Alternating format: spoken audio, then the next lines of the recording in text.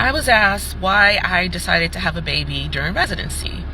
So let me tell you, my initial plan was not to have a baby during residency. It was to have a baby during 4th year of medical school, because that's when everybody says is the best time to have a baby.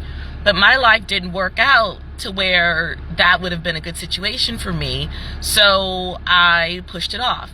And then remember that I actually switched medical specialties. So I started off in internal medicine in preparation for an anesthesiology residency, got to anesthesia.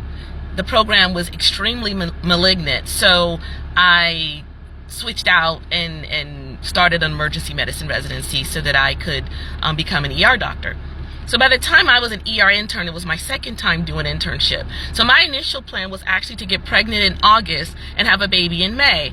Start my ER residency in July and everything would be great, right? But life doesn't always do what we wanted to do on our timeline. So I didn't get pregnant in August. I didn't get pregnant until November. And I could have stopped trying to get pregnant, but I'm an overachiever and I was very determined. So we kept trying to get pregnant.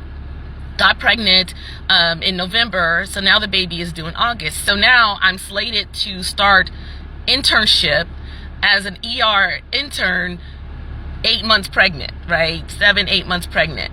So that was different. So I did that, and what I did is I scheduled my vacation, the 2 weeks that we get off a year, in August around my due date. And when the baby didn't come exactly when she was supposed to, so I was 41 weeks pregnant, I actually convinced the physician to perform an elective cesarean section so that I could have this baby and spend a week at home with her before I had to go back to work, so that I didn't have to extend my residency beyond the planned graduation time. So it was a lot of logistical things that I had to do to make this work, so that I could graduate on time and have a baby.